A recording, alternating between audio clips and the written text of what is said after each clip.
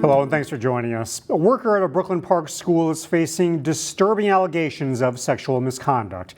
Prosecutors have charged 50-year-old Jason Polzin with interfering with a minor's privacy. According to the criminal complaint, Polzin was working at Maranatha Christian Academy when he allegedly recorded a 13-year-old girl as she changed clothes. The girl spotted Polzin's phone recording her and reported him to school officials. Police later searched the man's home and found he had used the victim's face to create computer-generated pornography. Brooklyn Park police say they're looking for any additional victims. Meanwhile, the man accused of killing Representative Melissa Hortman and her husband is facing new state charges. A Hennepin County grand jury indicted Vance Boelter with 2 counts of first-degree murder and 4 counts of attempted murder. He was also charged with felony animal cruelty and impersonating an officer. Boelter already faces federal charges and could be given the death penalty. The Minnesota State Patrol is reminding people to wear seatbelts following a fatal crash that killed a Brooklyn Park woman this week. The State Patrol says 21-year-old Fatuma Sharif Isaac died when the vehicle she was driving slammed into a guardrail on Interstate 694 in Arden Hills on Tuesday evening. The young woman was unbuckled. 2 passengers in the wreck suffered non-critical injuries. At a time when American Legion posts are closing due to declining membership and financial difficulties, the Chesterbird American Legion in Golden Valley is making moves, both figuratively and physically, to secure a brighter future. Reporter Sarah Allen explains.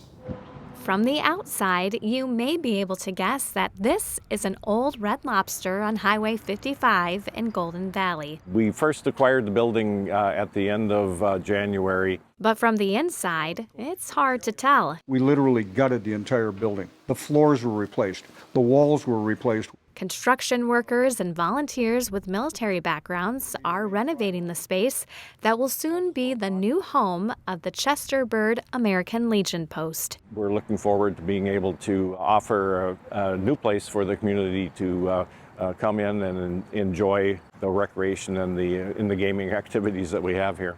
It wasn't easy to leave their old location near Breck School, the Legion's home since 1948, but the school was looking to expand and worked with the Post to get them the Red Lobster building. When they came to us with this, we thought that this was fantastic because on a scale of 1 to 10, this is about a 9. The Legion's new digs is more visible from the highway and offers more space.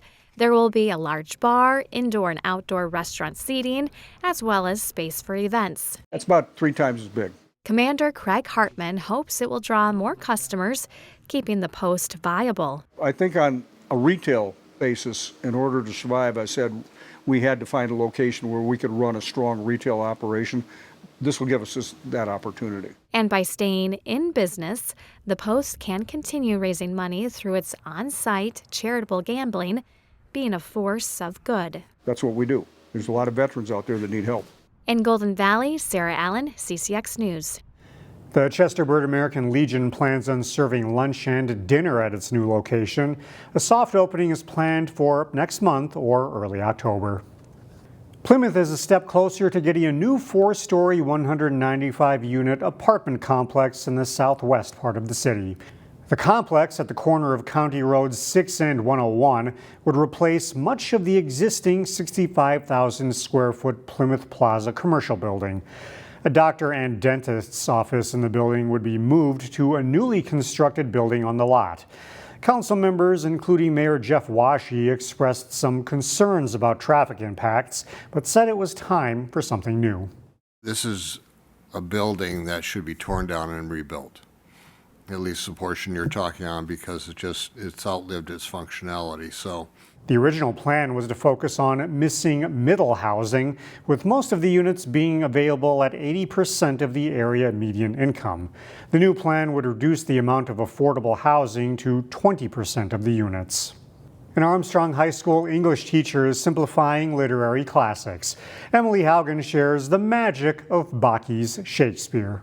The main props are going to be these incredible incredible swords. Class at Armstrong High School isn't in session quite yet. Here is the crown, so whenever Macbeth is a king. But English teacher Anthony Bakke is already thinking about ways to engage his high schoolers. My favorite part of my job is being in that classroom. Maybe that's because in his classroom, things don't always look so academic. When you have kids who are excited to get up in front of the class and read because they think it's something fun to do,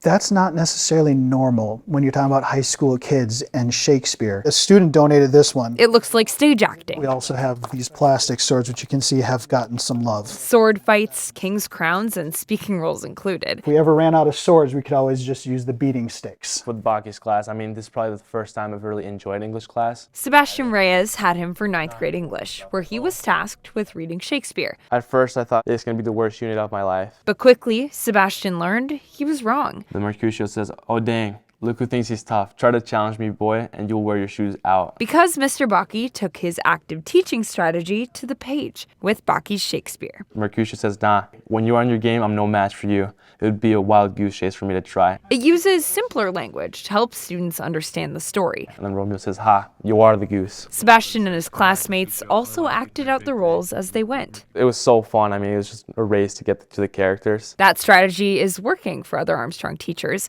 who are also equipped with copies of Bakke's Shakespeare. What makes this one different is I was focused on the storytelling. I was focused on the characters through modern language. He says he wrote these as supplements for people to understand the whole story and interact with it too. If you can read Shakespeare and figure out how to make sense of it, then you can do anything. In Plymouth, Emily Haugen, CCX News. Bakke has translated Romeo and Juliet and Macbeth and is finishing up on A Midsummer Night's Dream. We'll post a link to his books at ccxmedia.org.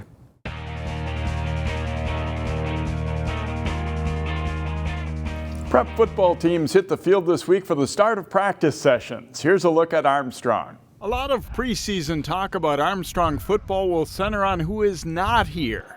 2,000-yard rusher Kevon Johnson and 3-year quarterback Dawson Franke graduated.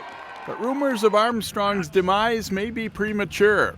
We know we lost Kevon. He was a huge piece, but we returned a lot. We got some young kids who are doing great, stepping up, so I think we'll be just fine.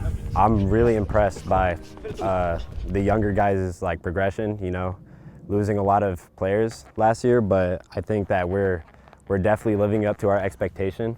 The kids expect to win, and so that's the expectation of this group. We do have some people back. There's no doubt that losing Kevon and Doss and Pappas and some of those guys that's a lot, right? And it's tough to replace those guys with one person.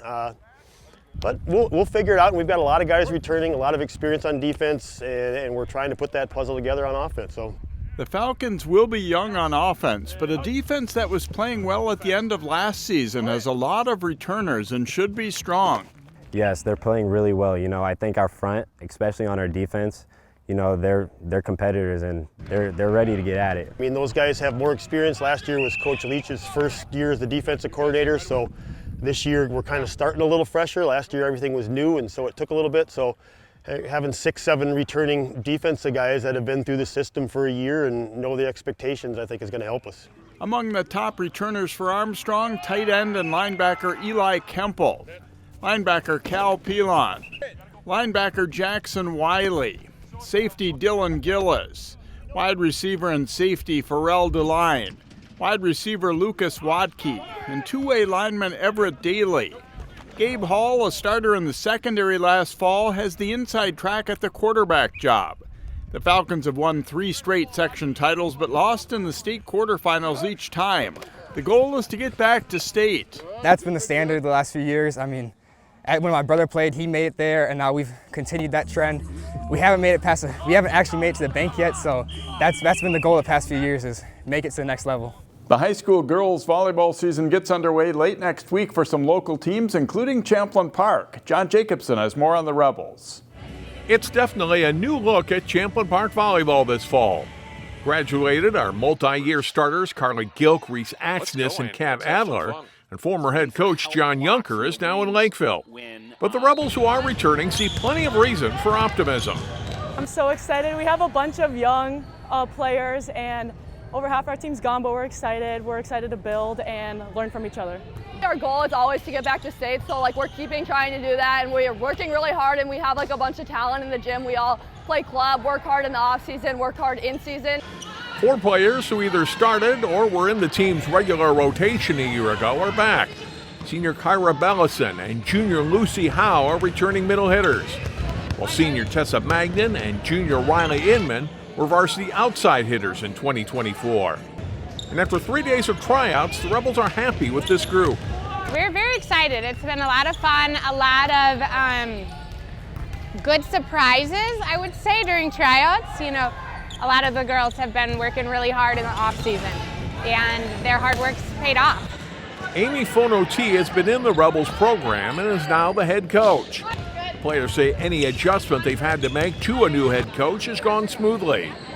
We love Amy. She's a great coach, very fundamental, so we're learning a lot of new stuff, a lot of new ideas, and it's been a good experience. We all really like Amy, and it'll be a good season. The Rebels have an interesting season opener next Thursday against a strong Lakeville North team, and former Rebels coach Junker.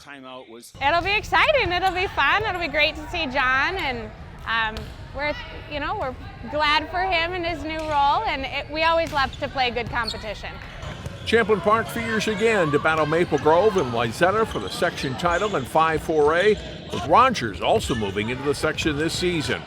In Brooklyn Park, John Jacobson, CCX Sports.